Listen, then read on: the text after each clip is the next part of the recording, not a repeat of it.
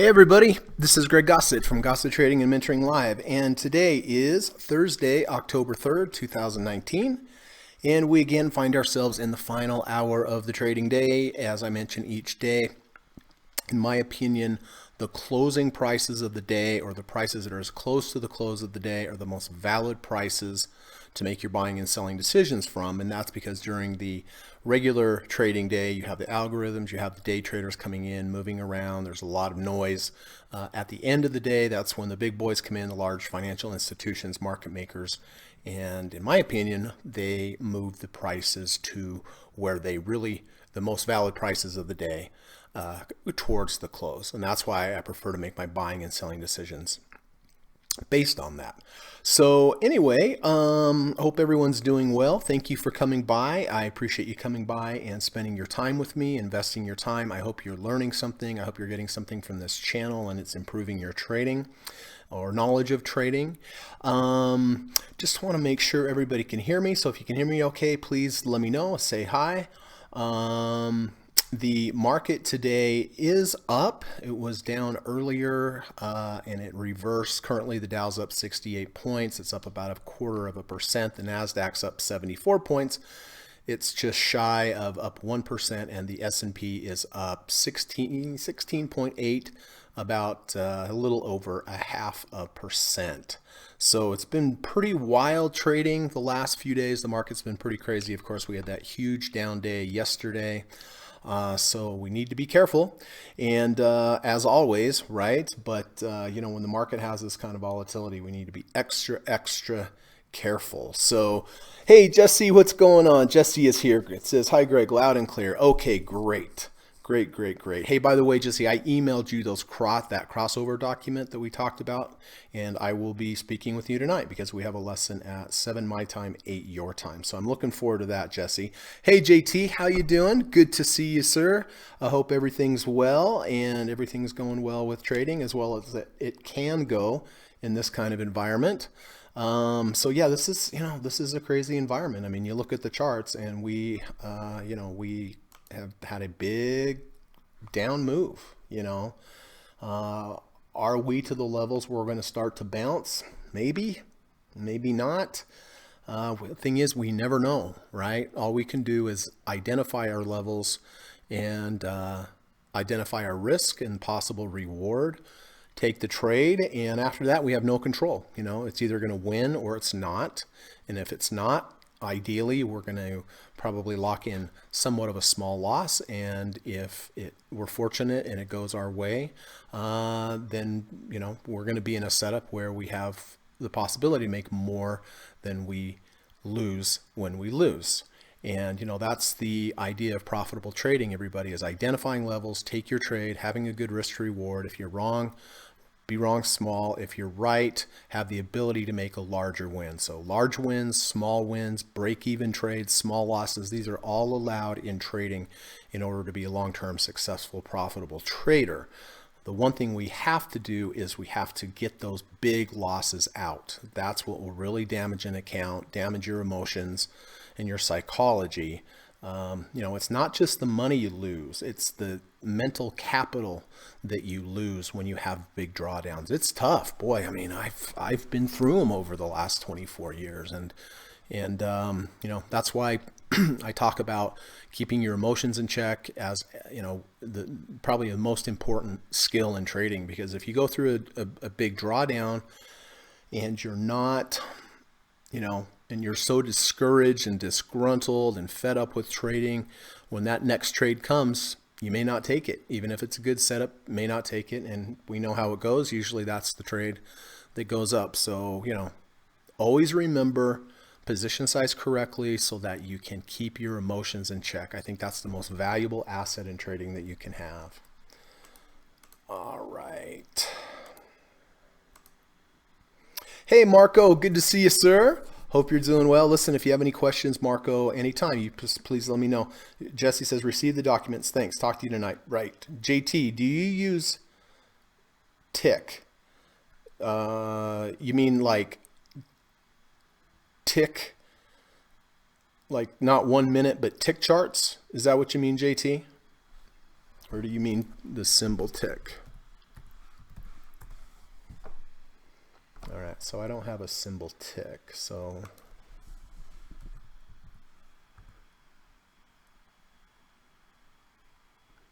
maybe you mean tick charts, because I don't have a symbol tick. But no, I don't, JT.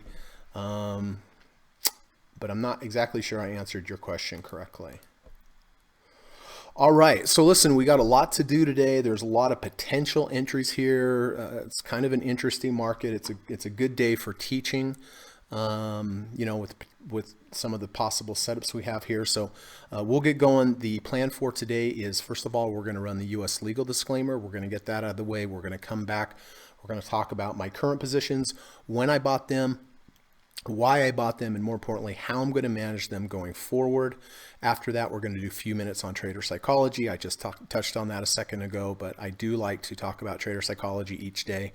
I hope that by me repeating it each day, you are going to start to internalize it and realize how important it is. So we'll do a few minutes on that. Then after that, we're going to go down through all my current positions. We're going to go through each stock one by one. We're going to take a look at all the support, resistance levels, all the indicators. As I mentioned each day, I look at indicators as potential groups of buyers.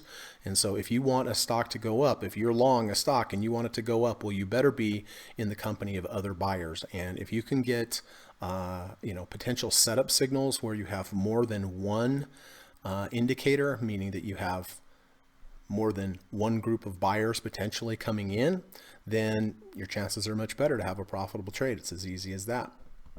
And then we're going to go through, we're going to mark a few candidates. At the end of the day, we're going to go through those possible candidates with a little bit more of a fine-tooth comb and see if there's anything that we want to enter today, anything that I want to enter today near the close of the market. And then after that, if you have any, after the market closes, if you have any questions, please let me know. Happy to answer them, clarify any questions that you have. If you want me to take a look at any stock symbols, feel free. And, you know, if you see something that you feel like would be of interest today, before the market closes, you know, I glance back and forth at the screen. Sometimes I don't see all the comments until after the market. But, you know, if you have something that you think looks really good, you know, put it in the chat and we'll take a look at it, and we'll go from there.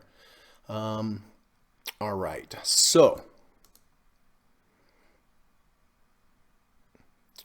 all right, well, let's run the U.S. legal disclaimer and get that out of the way, and I will be right back. Thanks, everybody. This video or live broadcast, like all instructional materials produced by Gossett Trading and Mentoring LLC, is created and published for informational and educational purposes only. Please carefully read and or listen to the U.S. government required disclaimer before watching this video or live stream broadcast. The video link and disclaimer text are located in the description section of this video or live broadcast, here and here. Thank you so much.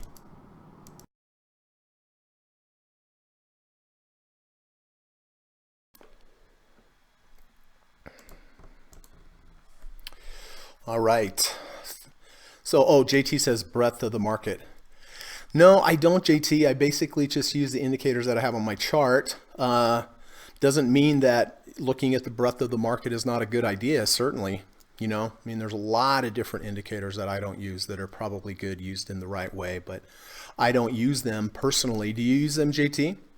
Mount Doji says, hello, lots of V1s and V2s today. Yes, I know there are. And so, you know, that's why I think today's going to be a good episode for teaching. Mount Doji says, I have a list for you after days closer. Great. I'd like to see it. I'd like to see it. All right, well, let's get to it. All right, first on deck is Amazon. I did buy Amazon yesterday. Put my little mark there.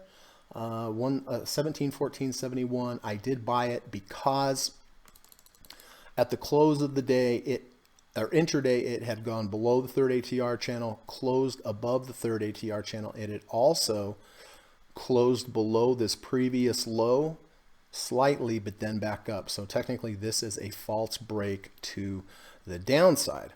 And so, but it closed back up into the range. That makes it a false break. If it would have closed below, it would have been a breakout. So it's a false breakout to the downside and reversal, and addition closed back above the 1 ATR channel. Today, I was not too happy with the trade earlier in the day, as you can imagine, but now it's looking much better. Not only did we wash out the third ATR channel again, looks like we're going to close back up into it. We also have this sweet little V1. Here's day one. Here is day two. Day one washes out, day two washes out day one and closes above day one. So if I would not have taken this yesterday, I certainly would be taking it today. And most likely my stop on this is probably going to be now a halfway of this bar. This is the washout bar. So going forward, I'm probably going to use a stop somewhere around halfway of this bar in the future. And my 50 RSI up here. So you can see this gives me a good risk to reward. So anyway, nice reversal on Amazon, beautiful V1.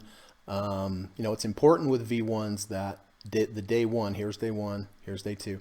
Day one is not larger than 1 ATR channel. And so this bar was relatively small. Amazon held up pretty well yesterday, considering the big down we had. That was another reason that I bought it, because the relative strength of Amazon was stronger than the S&P, the NASDAQ 100. So that's another, small piece of information that I kind of tacked on to the pluses and minuses of taking this trade. But anyway, we're up so far on the trade. I'm grateful for that. Have not hit any profit targets.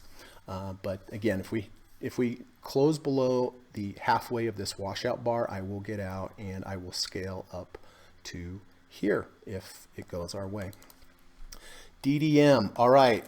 So today is the last day of DDM, and I'll tell you why. But let me first explain to you. I did buy it back here on the 26th of August. The previous day it closed under the 200, then it closed above the 200. This is a good mechanical back-tested approach to trading DDM, staying out of it under the 200, staying in it above the 200, and you can see next day came back and tested, next day came back and tested, but I base all my entries and exits on the close, and it was able to close above. Then we had this nice move up, just phased out, up and up and up. The way I phase out at lower levels, I phase out of a smaller amount. As I get higher and higher, I phase out of larger percentages of my shares. So I did phase out of a lot of higher percentages of my shares here. Then we moved sideways. There were a couple profit targets in here along the way. Mechanically now, actually we did hit one profit target. Let me show you on the other chart. One of the reasons I'm getting rid of this chart is I'm tired of having to switch back and forth here on the charts.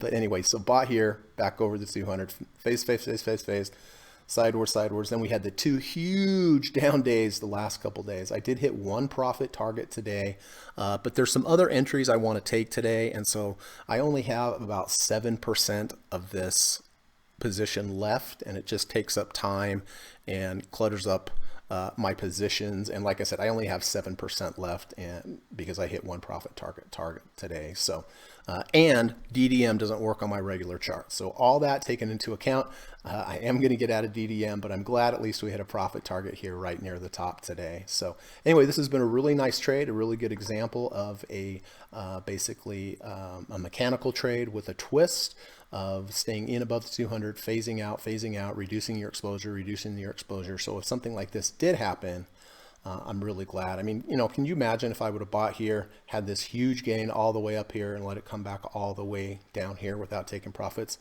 Wouldn't be too happy about that. So that is one of the reasons why I phase out. So we did hit one profit target today. Nice action off of the 200. We washed out the 200, closed back above V1. But anyway, so this is going to be the end of DDM, but this was a really great trade. This is a long trade. This is like a month and a half or longer, but it was a good profitable trade.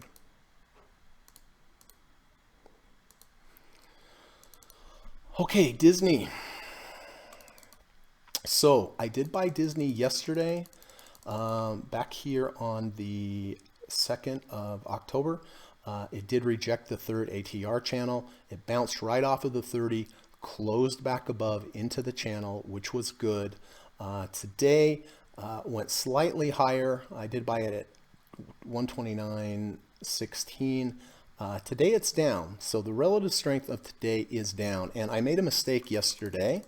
We all make them. You're going to make them in trading. I can promise you that.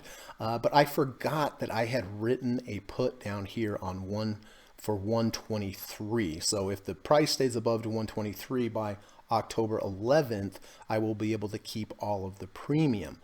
But I forgot that I had written that put, so I don't want to have a long position, regular position in Disney, and then also have a put. So I am going to just go ahead and get rid of this today because of the correlation. I completely forgot yesterday, and which is fine. There's a lot of other potential entries today that I'll replace it with. But just so you understand, I sold a put down here at 123, and now I have a regular position.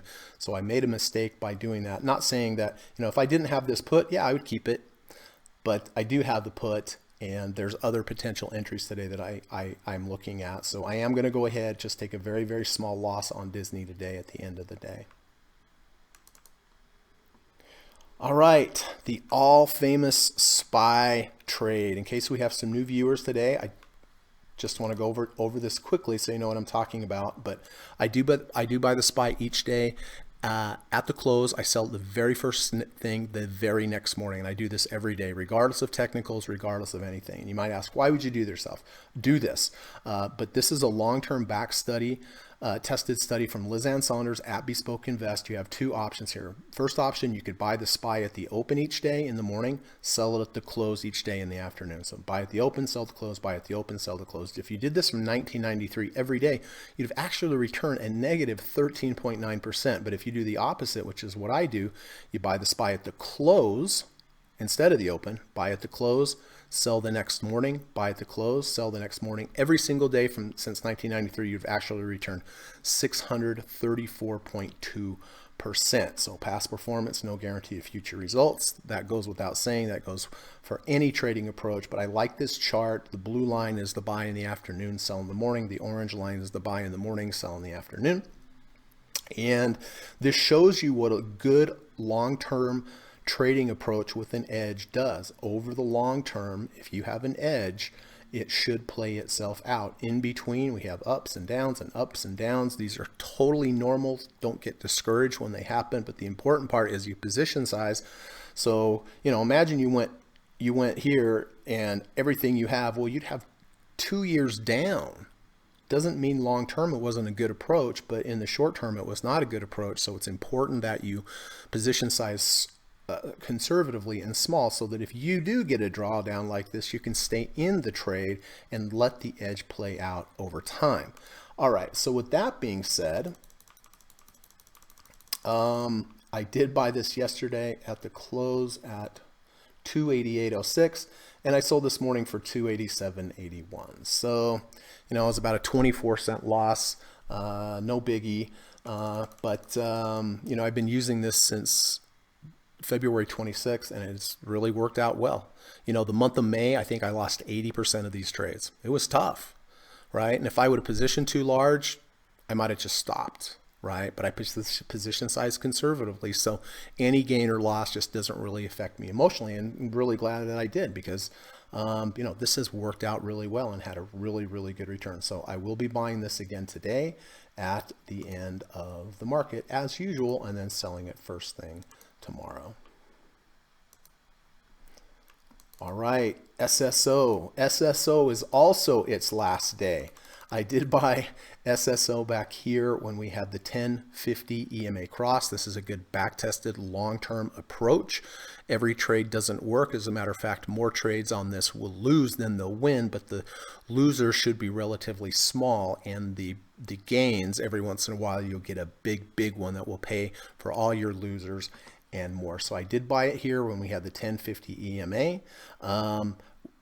I bought pretty high here over the value zone. I bought at the second ATR channel, which was a little high for me. So I only, thank goodness, I only took a half a position here instead of a full position. If we would have entered up here at the third ATR, I would not have even taken the trade at all. But I split the difference. Second ATR, I didn't really like it. I'd like it more here in the value zone or under, but so I only took a half position, which turns out to be a good choice. And the reason I'm getting out today is, okay, right now it's 122.19. Did hit one profit target today on this, so I am grateful that I'm able to exit on a profit target a little bit, right? So 122.19. If you go over here, this is one of the charts that is delayed. So if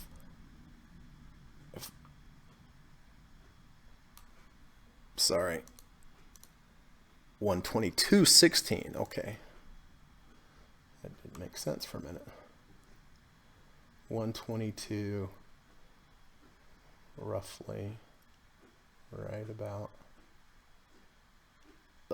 Can't quite get it.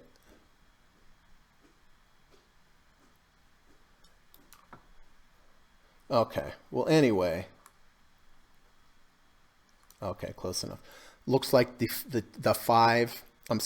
10 is closing under the 50 EMA, and that is the exit signal. So we'll be getting out of that. So I'm really thrilled to be getting out of SSO and DDM. I've had these trades too long, and with the issues with the charts, so we're not going to have to deal with this anymore. So I will be getting out of SSO for a small loss. Luckily, we did lock in some profits up here, and that's why I like scaling.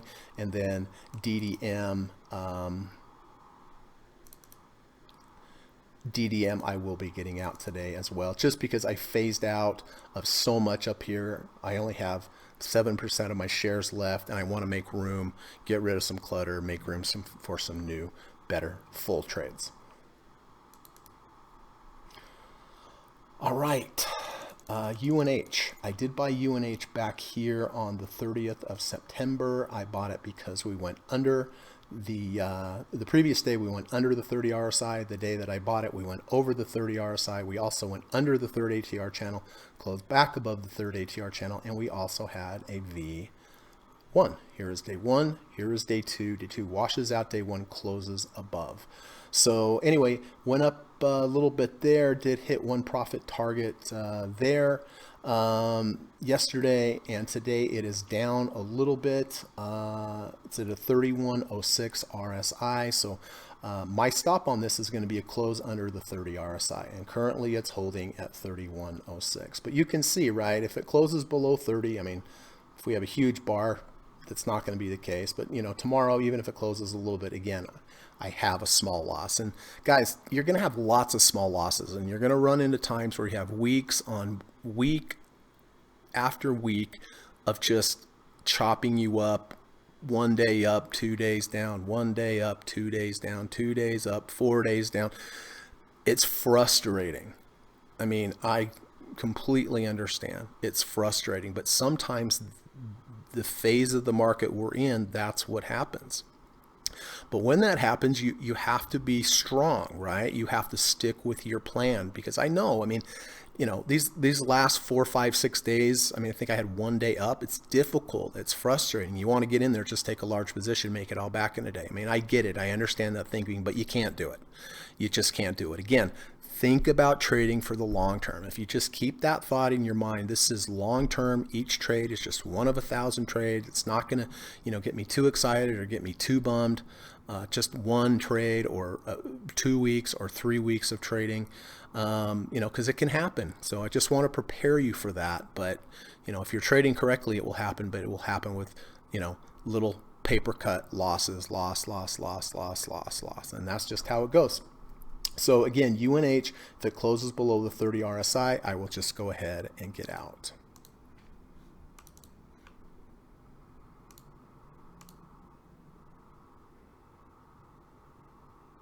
Hey, Bing He is here. Good to see you, sir. Bing He is our friend from Singapore. I hope you're doing well. Thank you so much for coming by. Kurt, hey, how you doing, Kurt? Kurt says, anyone on the fence about signing up for Greg's one-on-one lessons? I had my first lesson last night, and I've learned more in that one lesson than the month I've spent in other rooms. That's a fact. Well, thanks, man. I appreciate that, Kurt. You did really, really well last night, and I did send you that list today that we talked about, so I hope you got that. So thank you so much for the kind words. I'll tell you, Kurt and Jesse are taking trading seriously. And that is really, really good. You know, I mean, obviously, if you get a lesson with me, you want to be serious about it, right?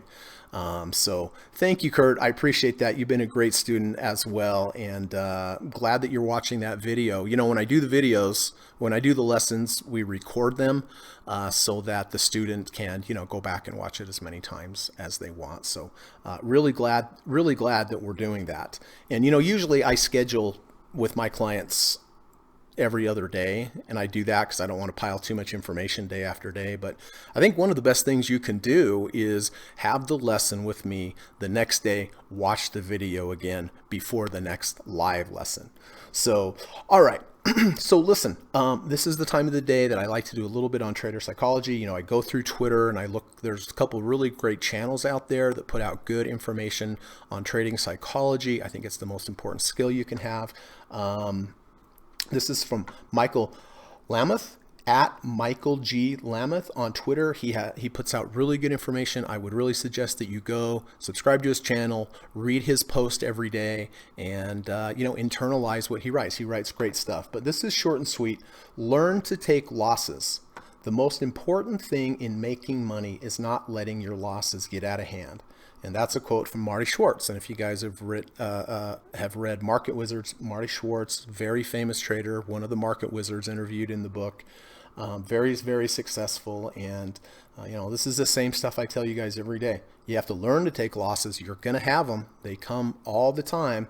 But the most important thing, you know, to make money in the long run is not to let these losses get out of hand. And I'm sure we've all been there where we have a loss. We should get out, we stay in, now it's down another day, now it's down another day, now you're like, well, how can I sell it now? Now it's ridiculously low, and that's a really bad vicious cycle to get into. So, you know, embrace your losses. When you have a loss, if you're wrong, just get out, be proud of yourself that you did it, and just move on, right? You're going to forget about it, you know, in a day or so, and just focus on your next entry. So anyway, thank you, Michael Lameth. I appreciate that. You guys should subscribe to him on Twitter. But learn to take losses. The most important thing in making money is not letting your losses get out of hand. Marty Schwartz.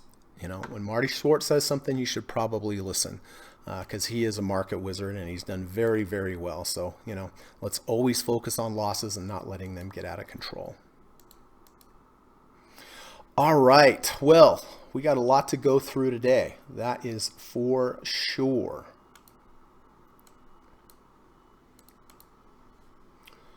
First off, we have Apple. So, you know, Apple made this new high up here. I remember we talked about this.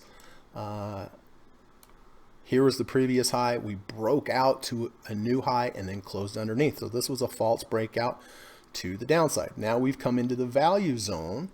Have we stopped going down? Not really. I mean, we went down more today. In order for me to get interested in taking a position in Apple, Apple's going to have to calm down. These bars are going to have to narrow or not get so large. Move sideways, consolidate, look for a V1 or a V2 entry. You might say, but Greg, here's a V1 entry here.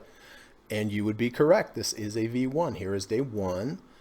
Day two certainly washes out day one. Looks like it's going to close above day one, but we're missing two important things here. We're missing consolidation before the V1 happens, and this bar here is larger than one ATR. See, here's one ATR from here to here, from here to the middle, from here to the bottom. This bar is larger than one ATR. I don't like to take V1s or V2s in front of large bars because large bars means there's a lot of selling and a lot of supply coming into the market. So this is in the value zone, but again, it has not moved sideways. And this V1 here, although it's beautiful washout, is up against too large of a bar. So I'm going to have to pass on Apple at the moment. Adobe, you know, would be a possibility to take Adobe with the close over the 200 day. Right now, it doesn't look like it's going to do it, but we can mark it for fun and we can look at the end of the day.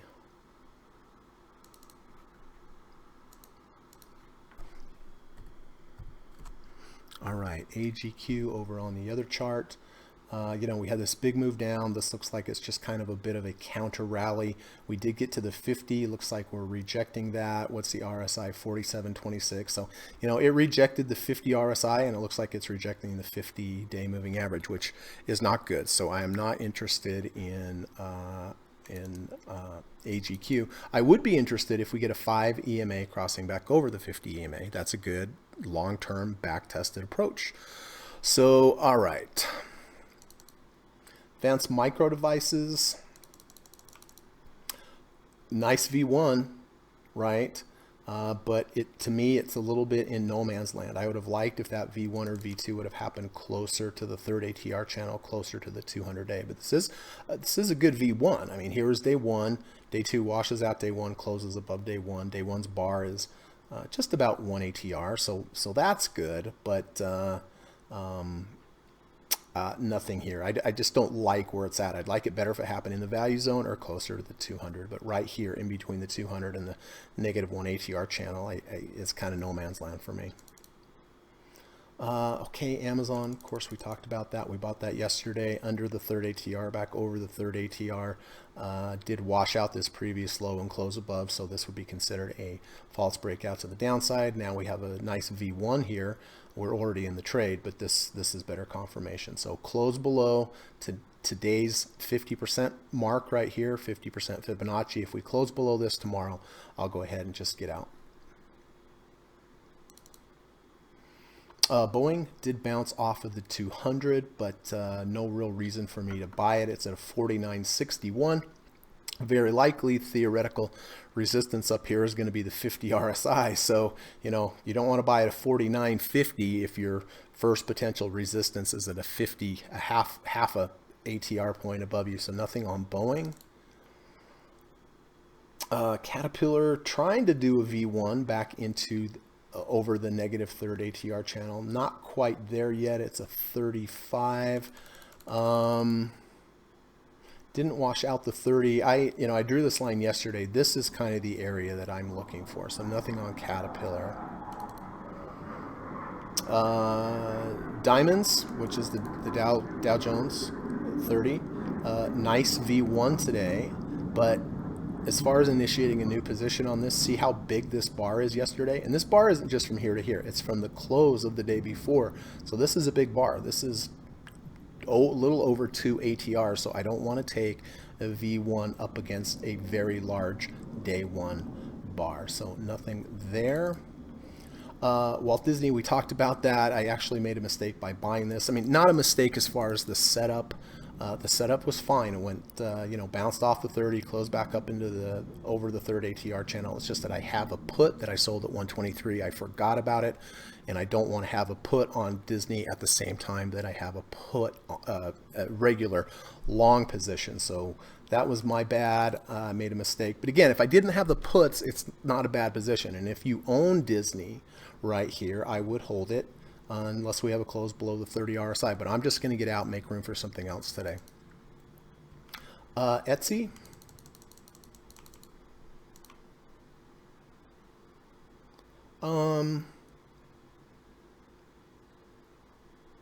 Very close to triggering a V1 here, a V2. Here's day one, here's day two, here's day three. Day one washes out day one. Day three looks like it's going to close above day one's close. It's a 48.92. Again, I'm concerned because the 50-day moving average is right above and the 50 RSI is right above. So I'm going to let that one go. Ford, up a little bit. I'm not interested in Ford.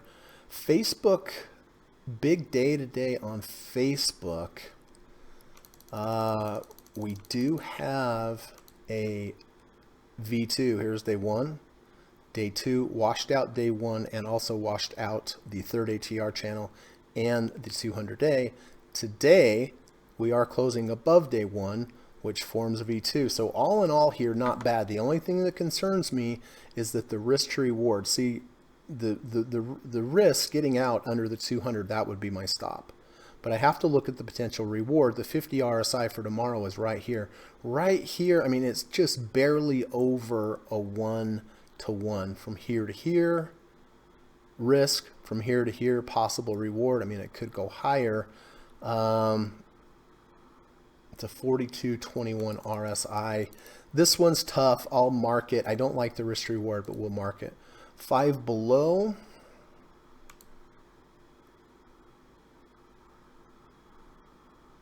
Nice rejection of the 200-day moving average. Nice rejection of yesterday's low. Looks like we're going to close above yesterday. Well, I shouldn't say that because we don't know. Right now it's very close to yesterday's close, so we don't know whether or not. Thing is, it's a 47.28 RSI. So again, I would expect to run into some resistance up here at the 50. So we can watch it, but you know, if it closed over the 50 RSI, that would be better. Gold up today, did reject the 1 ATR channel just like it did the last time. These 1 ATR channels, all the ATR channels above you are going to act as some kind of as resistance. I'm waiting for a 520 EMA cross. We're getting close right now. The 5 is 141.17, the 20 is 141.57. So if we go up again tomorrow, I think we'll have that cross, but nothing today. Google V1, it's a 42.57 RSI. We have the 50 RSI above, the 50 RSI above us, and the 50-day moving average. So I don't like this setup here. Goldman Sachs, I do like this setup on Goldman Sachs. So first of all, we thoroughly washed out the 200 to the downside today.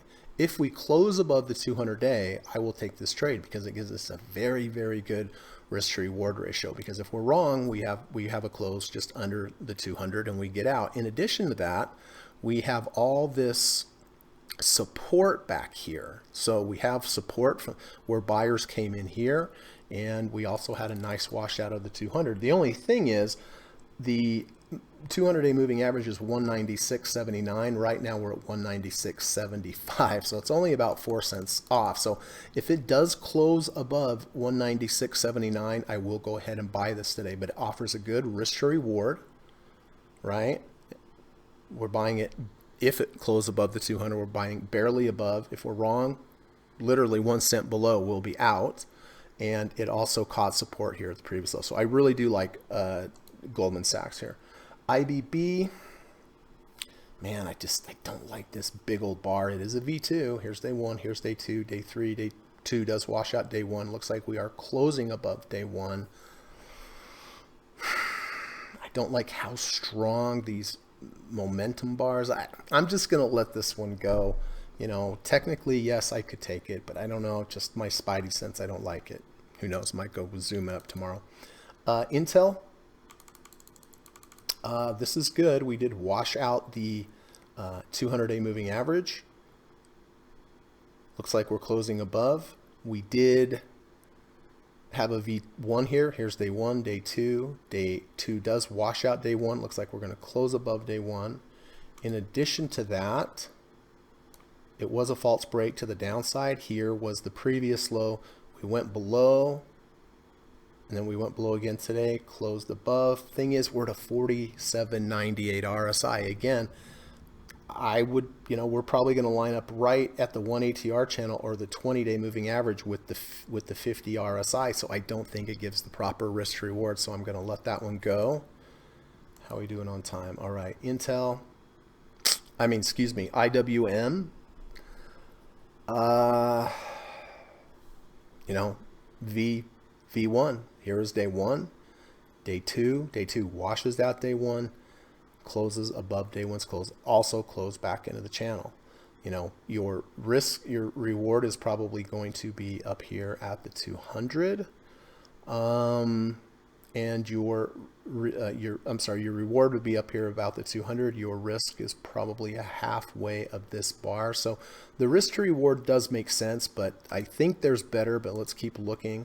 Johnson & Johnson, nothing there. Coca-Cola, look at this, huge down yesterday and huge back up today, but certainly nothing there. Lockheed Martin, it's under the 50-day moving average, so nothing there. MasterCard having a good day, but still has not been able to close in the value zone, hasn't been able to close above the 100. Altria has caught some support down here, but nothing there.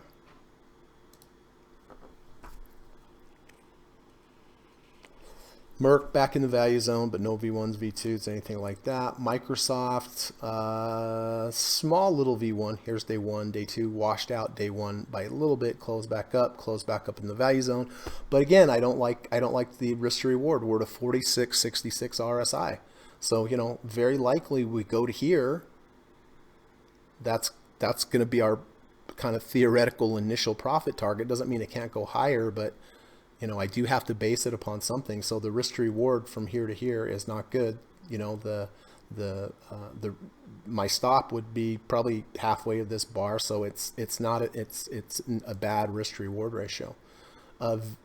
Netflix, we are working on a higher low V1. Here is day one. Day two washes out day one. It would have to close above day one for me to get interested.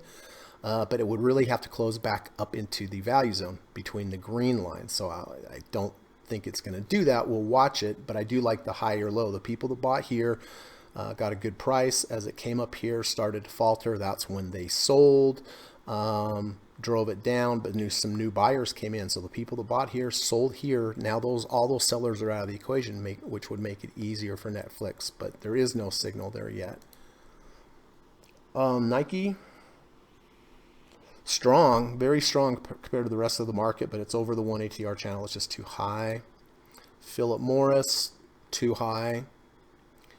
So PayPal is interesting. We did close below the 250-day moving average, and now it looks like we're going to close above. This is a good back-tested system. I am going to show you that in a second. So this is a potential with the close back below the 250 for the stop, and up to the about 200 for my potential reward. So it is better. It is a better risk to reward than 1-to-1. So we'll watch that one. The Qs, nice V1, but again, it's a 43.92 RSI. Maybe go to the 50 for your potential profit, and your risk would be way down here. So the risk to reward doesn't make sense. S&P. This is a little better. I mean, here's day one, here's day two. Day two washes out day one. Looks like we definitely are going to we're going to close above day one's close and back into and back over the third ATR channel. That is good. It's at a 40 RSI. So, you know, potential move up to here if we're right. If we're wrong, halfway of the bar, it's about a 1-to-1, maybe not even to 1-to-1. So I'm not going to take this one. SSO, we did hit that profit target today, but the 1050 EMA looks like it's going to close under, so we'll be getting out of that. TLT, another strong day today, so bonds doing well. People are fleeing to safety. Tesla got whooped up on some news, has bounced off the lows, but nothing there. I do kind of like Twitter.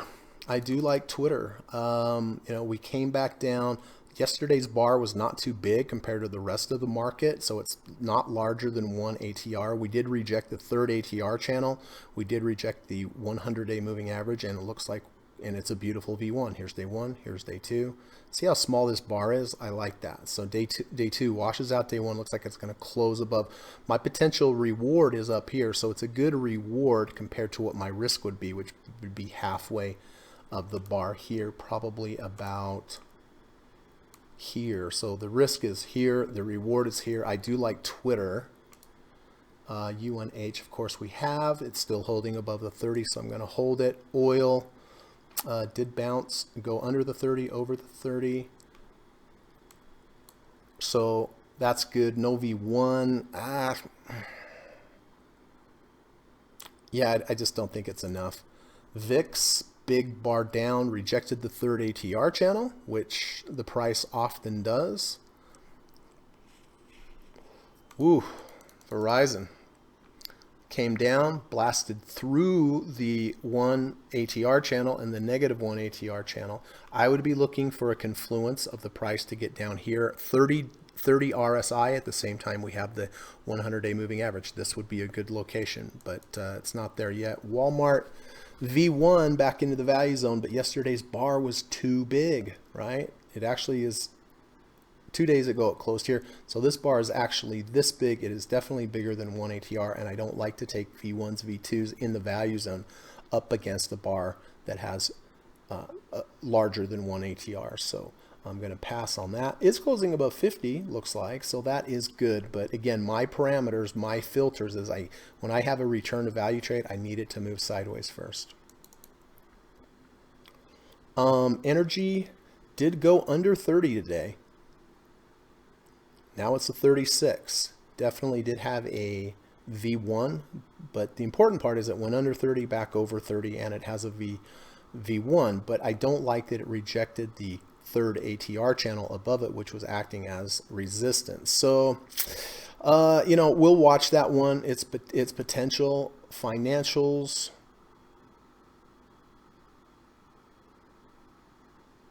I like Goldman Sachs better. Real estate. V1, excuse me, V2. Here's day 1, day 2, day 3. Day 2 washes out day 1. Day 3 closes above day 1. But these bars look like they're larger than 1 ATR. I mean, well, from here to here is 1 ATR. Yeah, this is larger. This is larger than 1 ATR. Yeah, so I'm going to let that one go. Utilities. This could be a really good return to value trade. I mean, we moved up nicely. Now we're coming into the value zone, but as you guys know, I need it to move sideways for at least a couple more days, then have a V1, V2 up against a small day 1 bar. So nothing there yet, and healthcare, nothing there. So let us take a look at possibilities. I don't know why. Oh, that was from a lesson. Okay.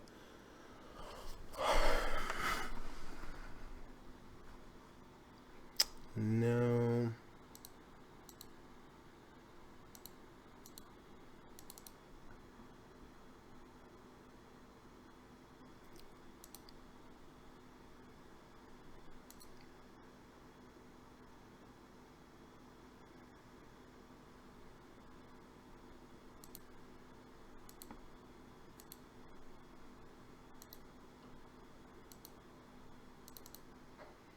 So Facebook, I mean, yeah, you know, this is the tough one.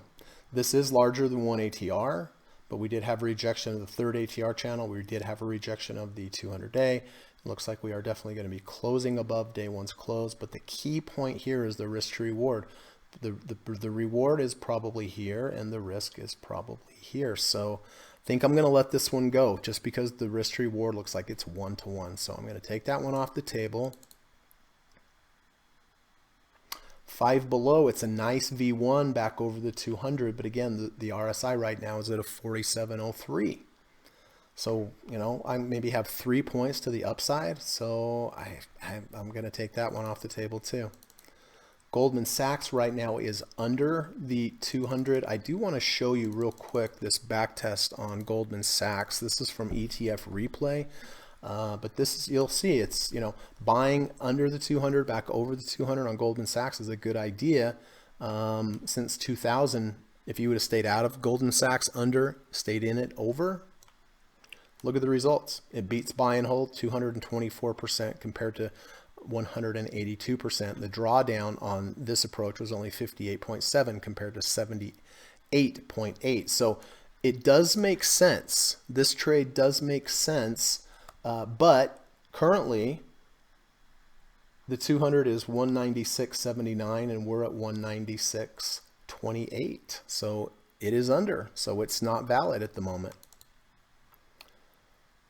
PayPal, let's look at PayPal.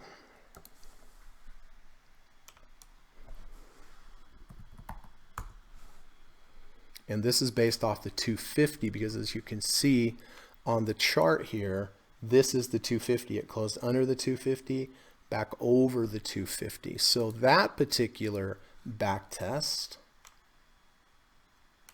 123 compared to 173. So, I mean, it is a profitable approach. Not as good as buy and hold, and the back tests are almost even, which I don't see a lot of. So that one's, eh.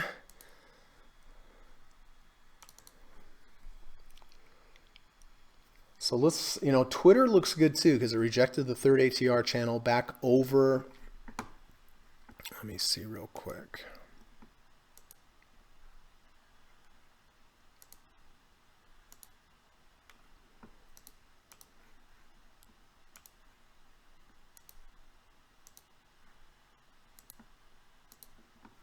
Okay.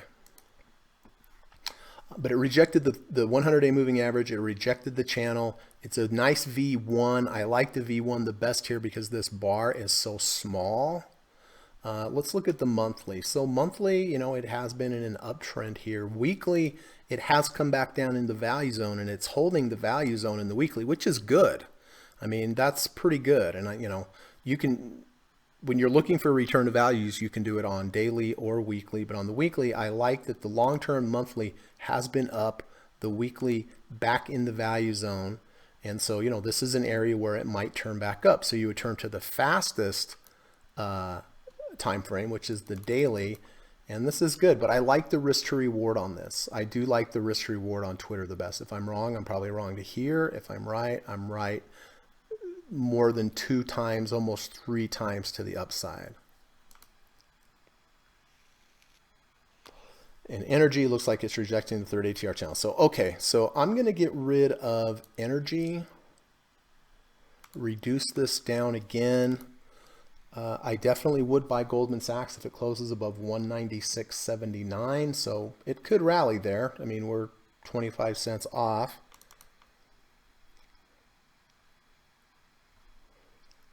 Let's look at the monthly on PayPal is more in a downtrend. The weekly lost the value zone. So you can see on Twitter on the weekly it's stronger because it's holding the value zone. All right, so this is what I'm going to narrow it down to, guys. I'm going to narrow it down to Goldman Sachs. Oops. Goldman Sachs, if and only if it closes above 196.79. And Twitter, that does look good as long as the V2 holds. And then I do already have an order in to get out of Disney because of what I told you before, that I already have the put and I don't want the double. So, but if I had Disney still, I would still keep it. It's still a valid entry in my opinion. But I would keep it unless we had to close under 30. And then I'm getting out of SSO today, getting out of DDM, and that's it. And Amazon looks fine. And buying the S&P. So that's the plan. So we have about 7 minutes.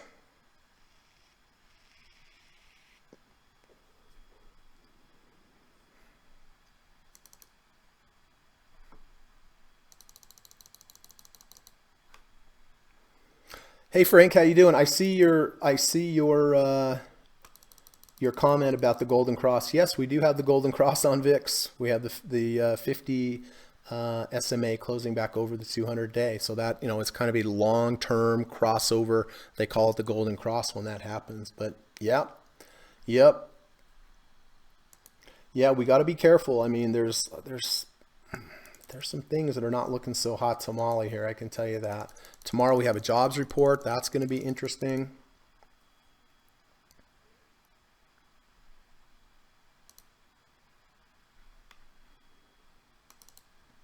All right, so I'm going to go ahead and put my order for Twitter in because I know that looks like it's going to confirm. So that's going to execute automatically. The only one I have to do manually here, because I'm getting rid of Disney, that's automatic.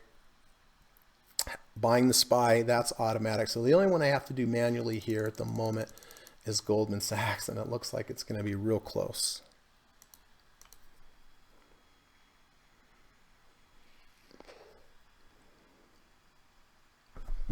All right. Give me about 15, 20 seconds. Dog knows the market's going to close, so she's making her move.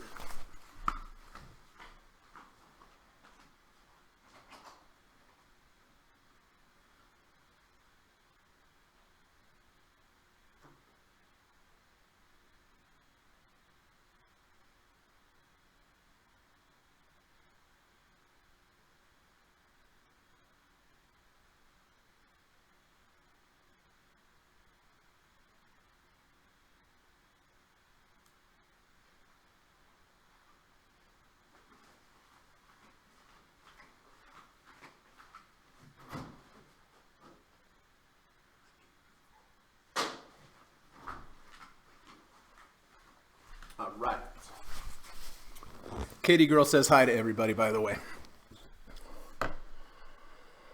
Oh, looks like we're having some buy-in coming in here at the moment. So right now, Goldman Sachs is above 196.79. So I will be buying this based upon that. Twitter.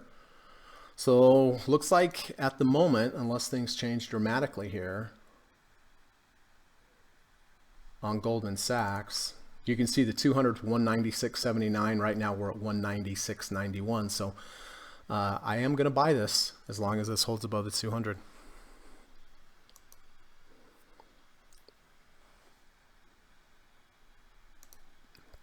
And I see you guys have a lot of comments. Sorry, I haven't had time to get to them, but I'm going to go through all of them. But there was a lot to go through today, and we'll see what happens. Man, look at MO taking off. And Amazon. Hey, we might hit a profit target. That'd be good. Come on, baby, get up there. So DDM is going. Disney is going. We're going to be buying the S&P again. SSO is going. So glad to get rid of those positions. I'm happy that, you know, net between the two, they were positive, but just had it too long. And United Healthcare is holding above the 30. So Twitter is going to buy automatically. The main question here is whether or not Goldman Sachs is going to hold above 196.79. It's really close.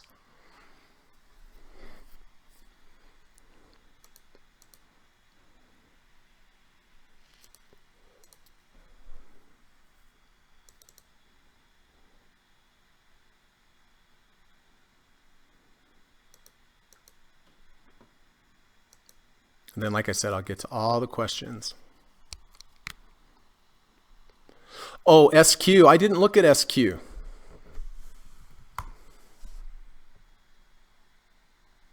Yeah, SQ looks pretty good. You know, it's right into the, what are we at? We're at a 53.36 RSI.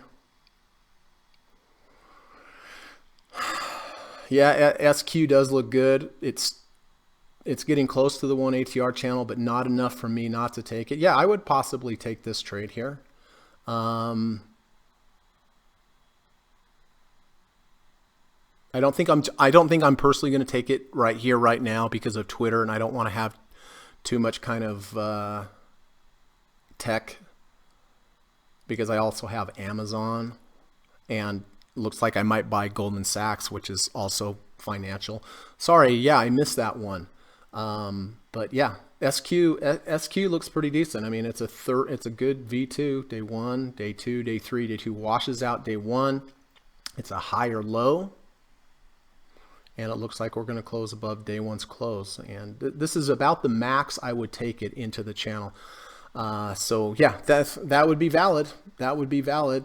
Halfway there would be my stop, but I'm not going to change. I'm changing gears too quick, but I'm sorry I missed that one. So is Goldman Sachs going to close above 196.79? It certainly looks like it, so I am going to buy it.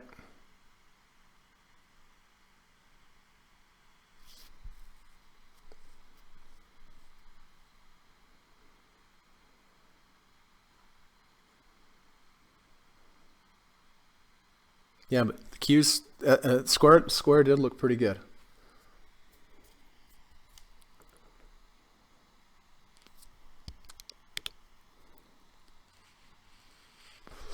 All right, so we got about 10 seconds. So I will be buying Goldman Sachs. Order filled.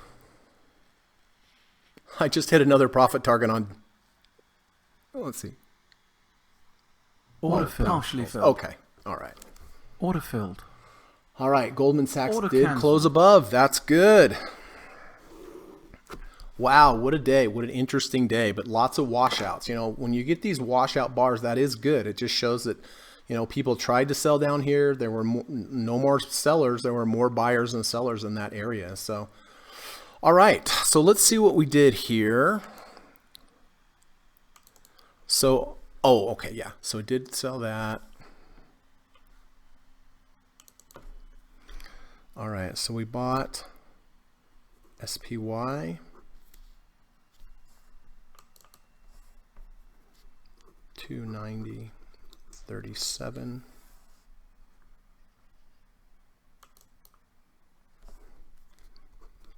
bought Goldman Sachs, 197.28. All right. Sold Disney and Order cancelled. Twitter, and bought Twitter 40.05. All right, so DDM is gone. Oops. All right, so DDM is gone. Keep Disney because I still have that put. Goldman Sachs and SPY. So Goldman Sachs I bought at 197.28.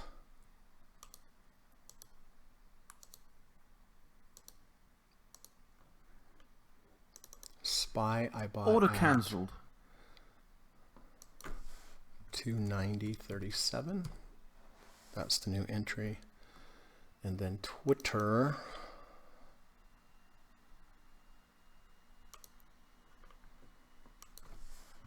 $40.05.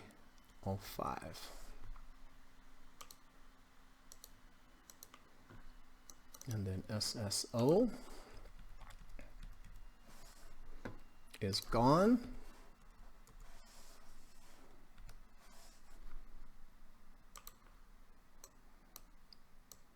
And Disney's gone except for my put. So look how close we came to that profit target on Amazon. Almost got there. Twitter, new entry here. But nice V1, rejection of the third ATR channel, rejection of the 100-day. Goldman Sachs, that closed back over the 200. So, you know, if we're wrong, it closes 1 penny below the 200, we'll get out. If we're right, we have the potential to probably go up here. So it is a good risk to reward. And SPY, of course, we got the overnight SPY.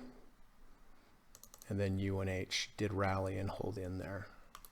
So that's good. All right. Sorry, guys, I've been jabbing all day. I know we had a lot to get through. But, hey, I'm going to go through the comments. If you have any questions, it'd be a great time to put it in. Just real quick before I do, just want to do my quick daily plug. Hope it's okay, but I do want to let everybody know that I do offer private one-on-one coaching, teaching, and mentoring lessons in the evening time via Skype. I've had really good success with my clients. You know, what I do here on the live stream, you know, I try to teach you everything I know, but I can tell you from experience that dealing with my clients doing the one-on-one, you know, you get a lot more education, right? There's back and forth. You can ask questions right away. I quiz you. I make you go through charts. I make you break down charts. I do offer a course, 5 2-hour live sessions with me, just you and I. And, you know, I go through each lesson, teach you a different approach about trading, everything that I know about trading. But about the 3/4 I will teach you, and about 1/4 at the end. You know, I ask questions, I have you teach it back to me, I have you break down charts. But you know, for the price, I think it's really reasonable, and I think you get a lot for your money.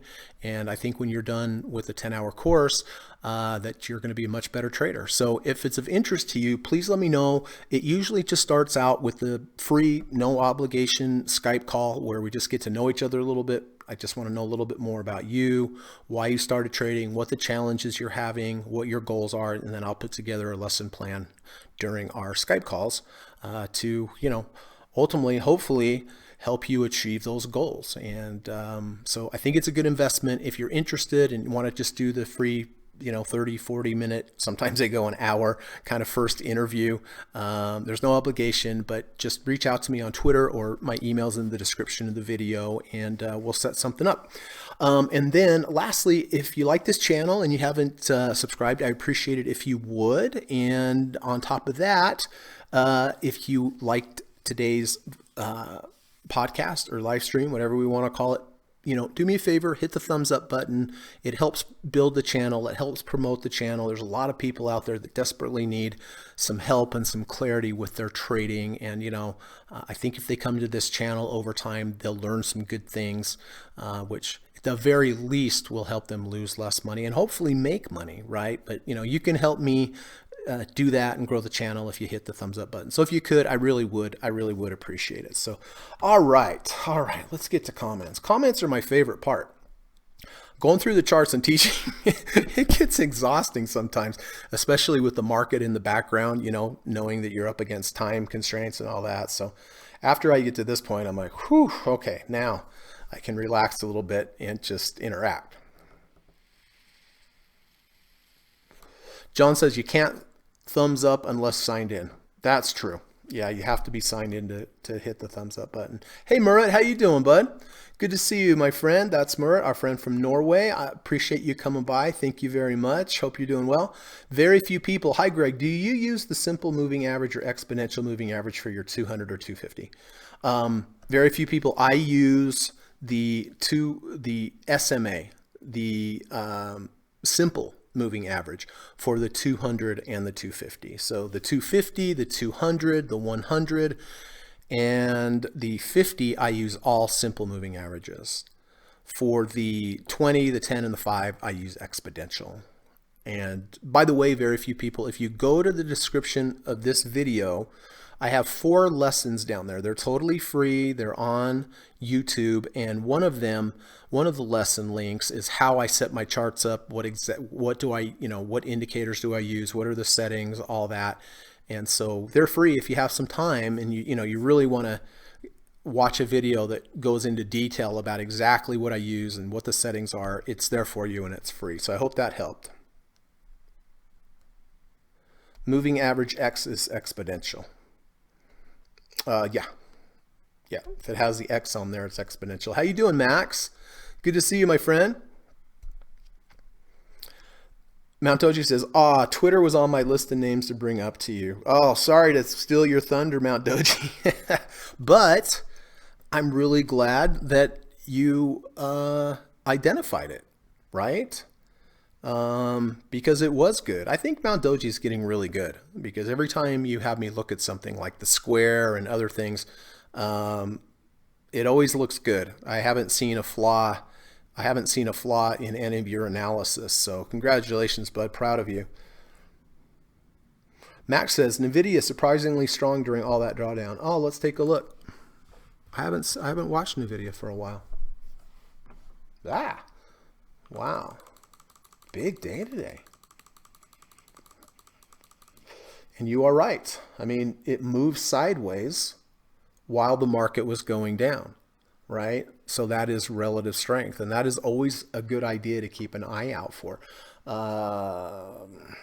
a V2 on the video today. Day 1, day 2, day 3, day 2 washes out day 1, day 3 closes above day 1. But I don't think I would have taken this because, you see one ATR channel is from here to here, the length. From here to here, the length. You see how day 1's was larger than one ATR channel? And on top of that, I would not have taken this here this close to the 1 ATR channel. And the reason why is there is going to be some resistance here at the 1 ATR channel. Theoretically, I mean, it might just go blasting up through, but in general, right about here is the maximum that I'm going to go because I have some easier movement up here, which might be profit. Here on bond, that profit's potential is already gone. Now I'm having to buy too high. I'm not saying it's not going to move up. It was on big volume. It could go right up to the 3rd ATR channel, but another one that had another one that had really good relative strength compared to the rest of the market was Apple. See how, if we look at Amazon, right? If we look at Apple, even though the market was down, it held. What does that mean? That means buyers were buying. That's why it held. They believed it was strong. So it's always good to look at relative strength. I really like it, both on a daily basis. Like if the market's down 500, the market's down 2% and something's down 0.05%, that's relative strength. Or you can look at it like the market's been going down for a month, but that particular stock has been moving sideways for a month. That's also relative strength. There's like short-term relative strength and long-term relative strength.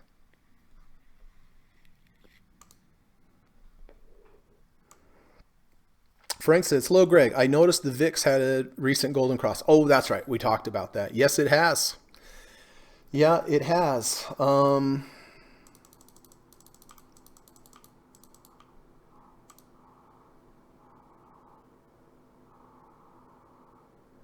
Oops. Oh, no, no, that's correct. That's correct. Let's do it over here then. Yeah. 1, 2, 3, 4, maybe 4 or 5 days ago, the 50 crossed over the 200. That's a long-term indicator. I don't know how that back test on the VIX though, to be honest with you. But in more of the short term, we did reject the third ATR channel yesterday, and again tried to go over it today and failed. So kind of conflicting. But again, when you look at a 50 crossing over the 20, that is quite long term. You're not really looking at what's happening in the next couple days. Murat says, Greg, Twitter just closed the gap, which happened July 26. Is it ready for takeoff now? That's what I was hoping, bouncing from the gap. Let's look.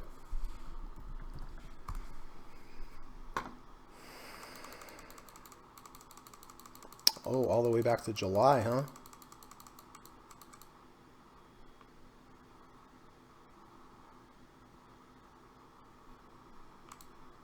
Yeah, so here's the gap that he's talking about on earnings. It did close the gap today. So it closed here, opened here. Now we have this gap. Generally, gaps are filled. Doesn't have to be in the first day, but it was filled today, as you can see.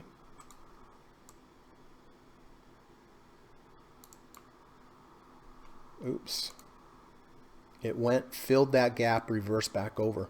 Good call. I didn't notice that. That is also an additional good indicator, in addition to what we had today too, right? With the rejection of the third ATR channel and the V1 up against the small bar and a good risk to reward. So I hope it goes up for both of us. But really good long-term analysis of that, Murat. Mount Doji, why don't you like SQ? All right, so I talked about SQ right before the market closed. Yeah, I mean, it's good. It's a higher low V2. Here's day one. Day one's not too big. Day two washes it out. Day three closes above day one. It's just getting to the point here where it's kind of getting close to the 1 ATR channel, but probably just enough. About 3/4 of this is about the max. You have this 50-day moving average, downward sloping moving average that might act as resistance. So, but the RSI is good, 53. So yeah, it's not bad at all, and it was up 3.28% today. Do you have SQ, Mount Doji? XLRE was on your list as well. Let's take a look. Let's get back to my regular chart here.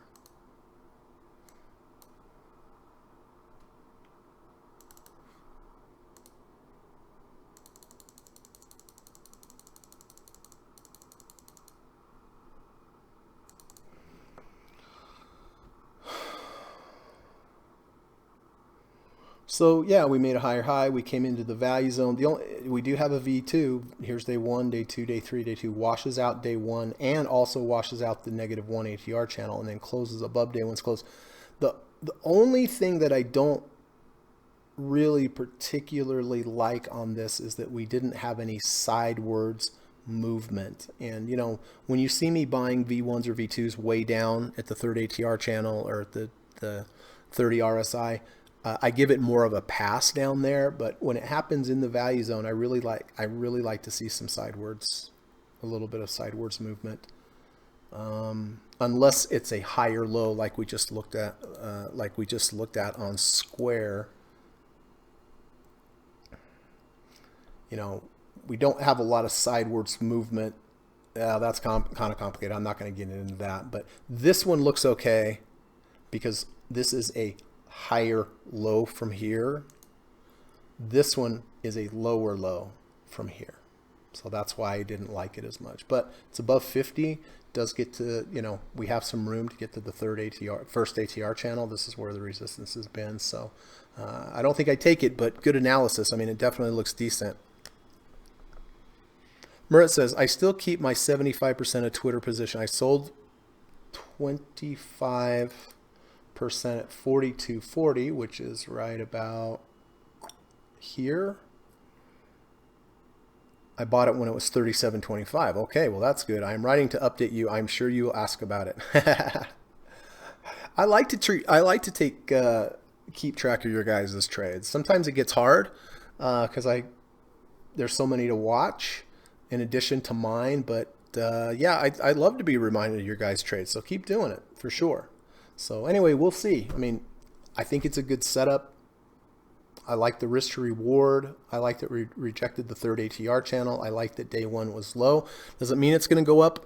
Absolutely not. It could just go screaming down tomorrow and it will be unfortunate. But of course, we don't have a crystal ball. We can't see in the future. All we can do is take a setup that offers us a good risk to reward ratio and has some kind of setup that we believe gives us an edge. So we will see what happens tomorrow. Hey, William, how you doing? Good to see you, my friend.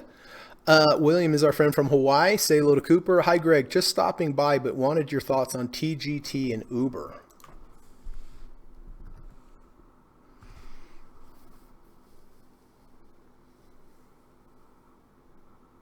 Uh-huh.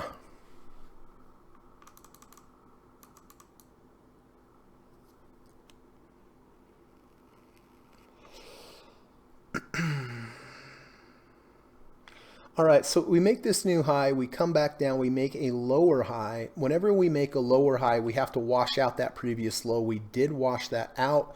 It's a V2. Here's day one, here's day two, here's day three. Day two does wash out day one, day three does close above day one. This day one bar is a little larger than 1 ATR. Not a lot, but it is. We did have a nice washout.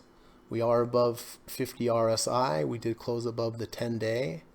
I mean, I think it would be okay. Let's look at the weekly. You know, Kerry Lavorne, who taught me V1s and V2s, he always looks at the weekly as well. And I can tell you right now, he would not take this trade. Not because of this on the daily, but he would not take it because on the weekly we were right up above the third ATR channel. And whenever you get prices near the third ATR channel on the weekly, that's pretty close to the top. I mean, look, right here, here we broke through, but I personally wouldn't have taken the trade either after looking at the weekly. I mean, this looks okay. This looks decent. This is a little bit larger than 1 ATR, but we did close above 50, we did close above the 20, we closed above the 5, closed above the 10, but on the weekly it's too high.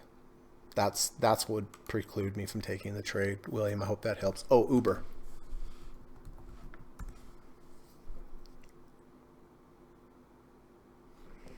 Gonna have to look at that on my other charts.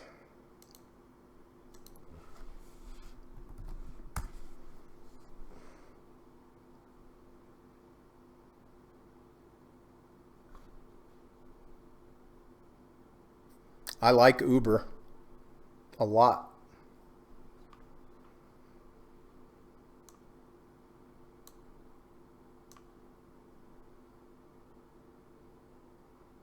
I like Uber a lot. Looks like we went under 30 yesterday. Today we went back over 30. We had a V2. We have a double bottom with a divergence. You can see this bottom here, this whole bottom here. Look how deep the MACD bars were. Then we rallied. Now we've gone lower, but see how shallow they are. That means, you know, MACD is an indicator of momentum, strong downward momentum. This, even though it looks really strong from a math reading, was not as strong, which means that it's starting to run out of some momentum there. So you have a double bottom, which is always good with the bullish divergence. Then you have a V2. Here's day one, day two, day three. Now you might ask, Greg, you were just talking about V1 bars being too big, and this one is too big. There is no doubt. But as you guys just heard me say, I give that less weight when I give that less weight because we went under 30 back over 30, right? So you give it a little brownie points. Give it some bad points. The bad point, okay, is it has a larger than 1 ATR day one. Good points is that it really does have a nice double bottom with the divergence. Good points, even though day one was down, day one was a large bar. It is a decent V2 besides that, and we went under 30 back over 30. and the RSI is 35. So the risk to reward's good. You know, the reward's probably up to here, and your risk would be halfway of this washout bar down to there. So yeah, I do like Uber, William. Hey, Dr. Jorgensen, what's going on, bud? Good to see you. Dr. J says, big number coming tomorrow. Yeah, we have the unemployment numbers tomorrow. Dr. Jorgensen says, good hike, another beautiful day in the desert. Okay, good. Have a good day, Bruce. Thanks for coming by. We'll have a good hike. Murat says, Zanga had a nice V2 today. Oh, Zanga, let's take a look.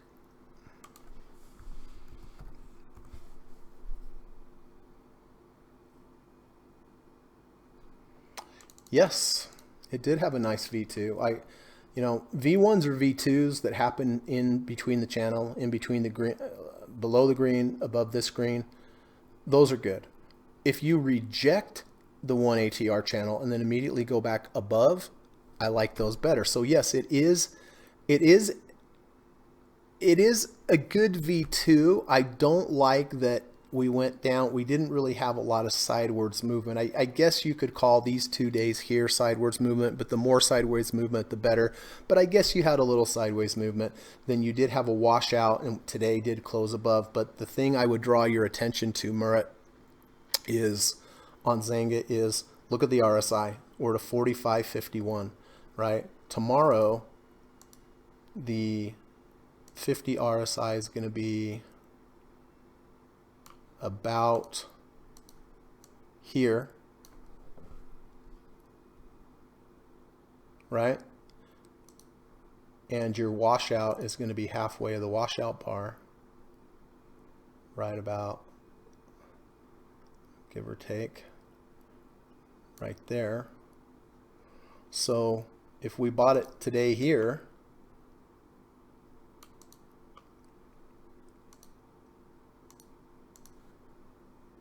our theoretical profit is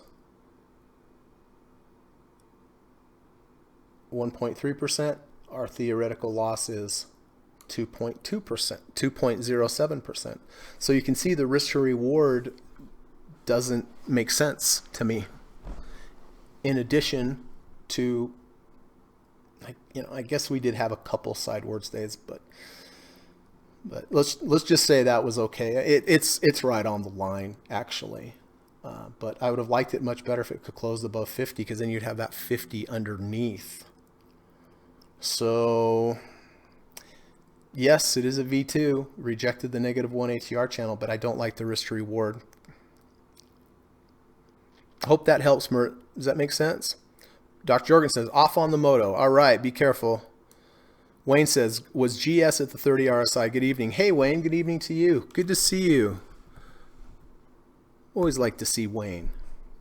Let's take a look at Goldman Sachs. At the low, it was at 31.01. So pretty close. I mean, it didn't go under 30, over 30. Ideally, yes, but it did bounce at those pretty low levels. So I consider that positive as well.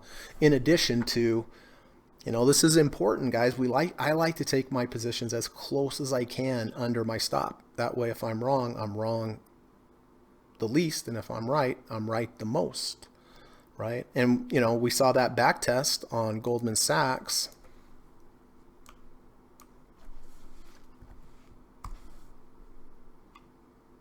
On the 200, you know, back test well. By the way, I should mention, I am using this from etfreplay.com by permission. But you can see the back test is good. Makes sense. So yeah, all in all, it didn't quite get to the under 30, but it got pretty close, you know, 30, 31, 32. I kind of consider that in the realm of the ideal location. It's best if it goes under 30 and over 30, but yeah, that's just one component. The other component is, you know, that we washed out the 200-day moving average and closed above it. We washed out the fourth ATR channel, closed above it. So I don't know if it's going to go up or down tomorrow, but I know that I have more potential to the upside than the downside. And if I take this trade 100 times, I'll probably win between 60 and 70 times and lose between 40 and 30, right? So, you know, That's how to look at this. I don't know on any one trade how it's going to do, but I know over 100 trades or 1,000 trades it's going to win more, it's going to lose.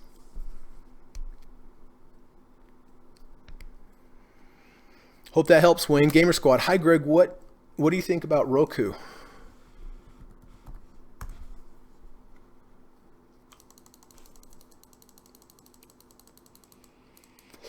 I remember speaking about Roku up here. I can't remember now who it was, but I think I said is if it loses the 70 or if it loses the third ATR channel, get out. And it looks like in hindsight that was probably good advice. So I can't remember who asked me that, but I hope they did get out.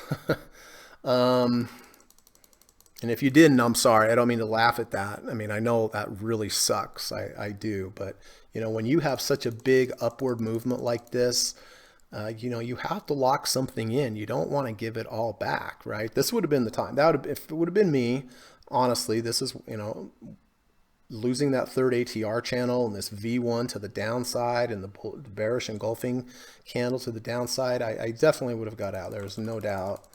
Roku, the 39.11, came back over the third ATR channel. That's good. Wasn't able to close above the 10-day. No real V1 or V2. It's at a 39 RSI. I really don't see a setup here at this point. What I like to see on Roku is it to continue to move up. The people that bought here, if it continues to move up and falters, they will sell. That should drive it down. Then look for a V1 or V2. That's how I would play Roku here. Or if it went down below 30 and or near 30, bounced at the 30, under 30, over 30, I would also buy it there. But I don't see anything right now, Gamer, on Roku. Mount Doji says, can you show ATVI?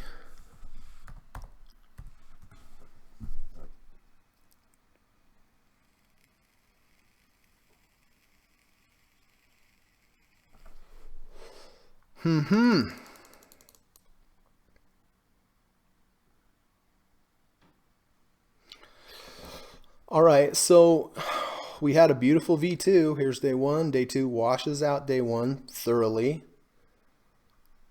Today closes about above day one's close. Closed above 55 RSI. Closed above all the moving averages, all in one fell swoop. That's always positive. I don't like that we came from a lower low. You know, if you were to buy this today, where would your stop be?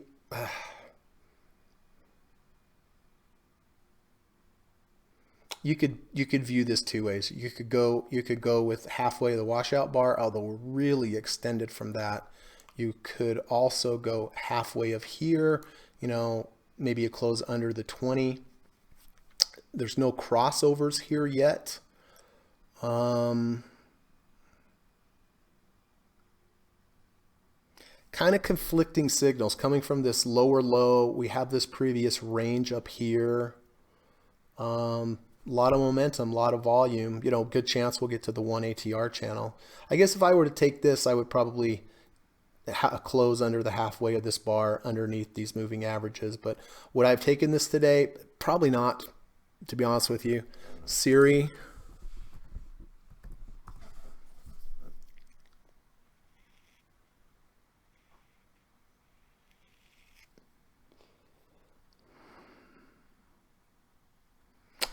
No V1, V2. We had a 520 cross, even though they're the same, 6.27, 6.27. That does count as a cross. A lot of volume. I'm pretty sure if I put in Siri into ETF replay, it won't have Siri. It's probably too small of a stock. It's okay. It's okay. I mean, there's a lot of momentum. I mean, we moved up above all the moving averages in one fell swoop, which, you know, does show momentum above the 50 RSI. It's good, but I don't think I would have taken it. I don't think it was enough. MGP had an engulfing candle yesterday and a golden cross today. I thought about hopping in, but didn't want to be caught chasing. I'm glad you said that. That's good advice from Mount Doji. If you feel like you're chasing something, in my experience, you probably are chasing. Oh, this is yesterday's. Nice V2 though.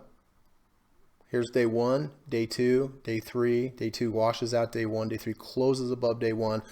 Closes above the moving averages.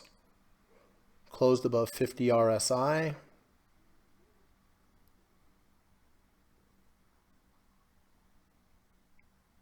Pretty good. Pretty good. Let's look at it on this chart.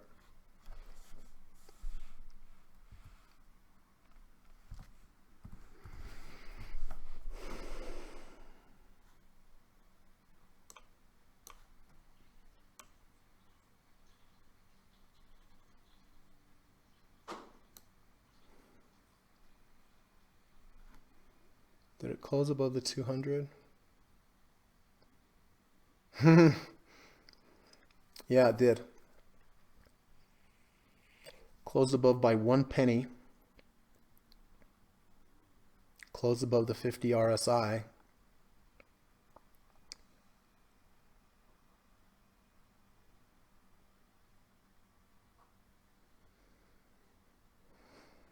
It's not bad. It's a good risk to reward level, right? Ratio. Any close below that 200, you're right out. And I do like that it closed above all the moving averages. I was expecting a bigger chase story. I think it offers a good risk to reward ratio, to be honest with you. If you're wrong, even by 1 penny, you're wrong. If you're right, maybe you go back up to the third ATR channel. So it's okay. I don't think I would have bought it. If I was going through the charts, I don't think I would have bought it. But looking at it here for a second, it looks fine.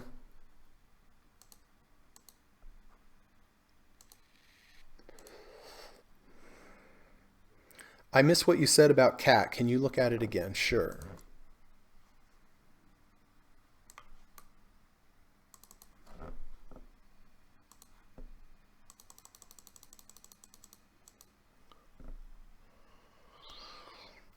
So on Caterpillar, today at the low, we got to a 32.47. What I was saying is that I would like if it go under 30, over 30, down in this area, at the same time we catch support over at this previous area. I mean, whenever you have previous support in the past, it doesn't mean that in the future it's going to hold the support, but it does mean that some smart buyers probably came in here. So if it comes back down here again, there's a chance it might be a good location to buy it again. But again, if it does come back down here, things are different now than they were back here. So it's not identical, but it's still better to know that there were some, real buyers came in here. And if we got down into this location, we would also go under 30 and over 30 in this location. Right here, okay, so it's a V1, barely. It did close back up in the channel. Not too bad. I mean, I think the risk to reward is still good. If I were to have bought this today, it would be halfway of the bar. So, my theoretical loss is maybe from here to kind of from here to here approximately, and my potential rewards probably from here to here. So it does make sense. I like I said, but it's not catching support anywhere really here. Down in this area at this previous support would also dovetail and be under 30, over 30. So I hope that helps. I mean, cat may just go screaming up here, but just ideally, ideally if I had my druthers, I would buy it down here with the under 30 back over 30 at the same time it had support.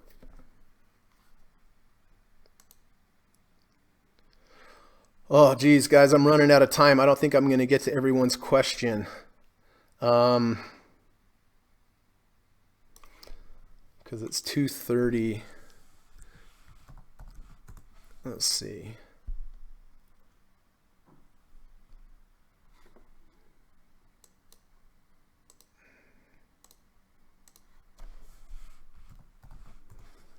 ATUS.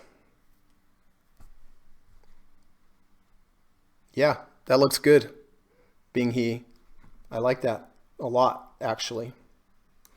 We moved higher. We came down into the value zone. Here we did start to move sideways. Yesterday we went below. Didn't quite form a V1. Today here's day 1, day 2, day 3, day 3. Day 2 washes out day 1. Day 3 closes above day 1, closed above the moving average, closed above the 50 RSI. Yeah, I like that. Good. You're really good at these, Bing He. You find some really good setups. I mean, I taught you this, what, a week ago or something, but I mean, everything you've shown me has looked really good. But I can't decide to let it go because the volume is low. Greg, can you help take a look? V2 signal, but I decided to let it go because the volume is low. Yeah, the volume is a little low. But in general, the setup looks pretty good. I mean, we're up, make a higher high, down into the value zone. Here we do move sideways. Here we have the washout and we reverse and it's over 50. If this was under 50, no way would I have considered it. But let's watch this. Bing He says, Greg, I don't understand why a lower high needs to wash out the previous low. You know what, Bing He? I'm going to discuss that tomorrow, okay? Sorry, I'm running short on time, and that takes a little bit to discuss. But if you make a lower high, that's negative. So in order to want to go back long again, that first low that you made, washing that out, there's a lot of stops there, and the market might use that as a magnet. And if it gets down there and then reverses back up, then you've washed all those people out. But I'll show you again tomorrow. Sorry, I'm just running a little short. Consult Drake, are you concerned about RSI when a stock breaks above resistance? I'm looking at meat.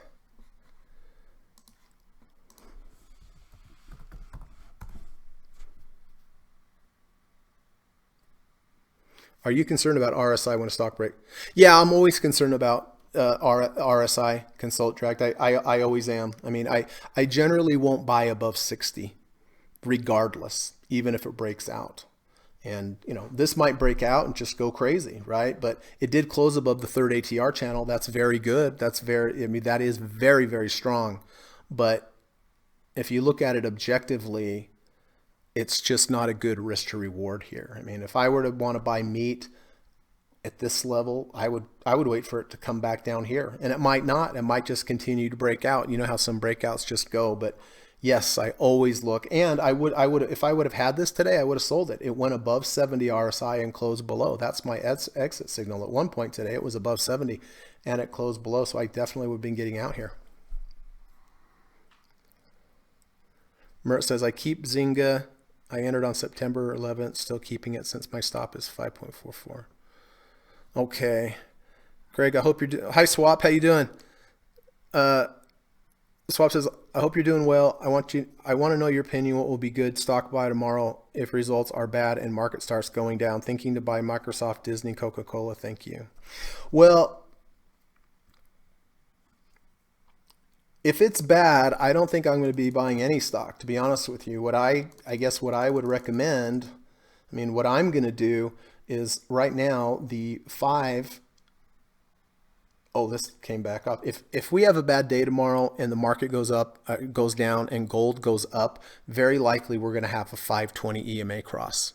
And if we have that EMA cross, that's what I would buy. I don't think I'd be buying any stock if the market's going down. I think money's going to be racing over here into maybe bonds or gold. And as far as a real setup, tomorrow, very likely if we move up higher, that the 5 would cross the 20. But yeah, I mean, if it's a horrible down day tomorrow, I don't think I would be going into Microsoft, Disney, or Coca-Cola. But that's just my opinion. Hope it helps. Okay. Anyway, Bing He, sorry, I don't have time to go over that. I do have to run. I have a few things to do. Anthony says, but I will tomorrow, okay? Anthony says, hi, Greg. All my trading buddies on TD chart, I have 198.28. Why would that be? Anthony, on which stock? Which stock do you have 198.28?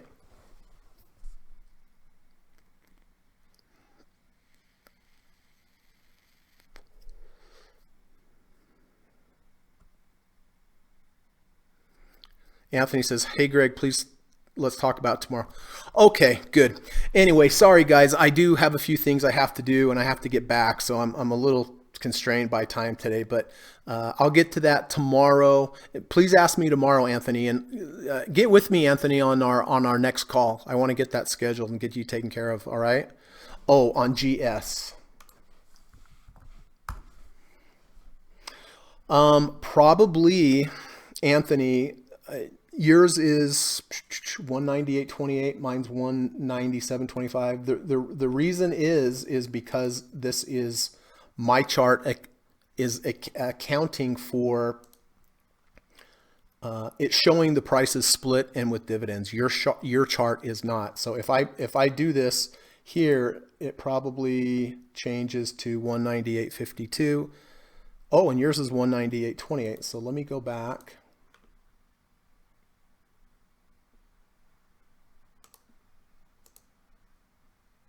Oh, 196.79. I do not know.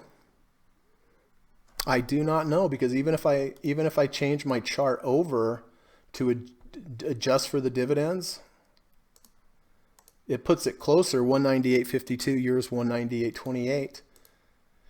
I don't know. I honestly don't know why that is.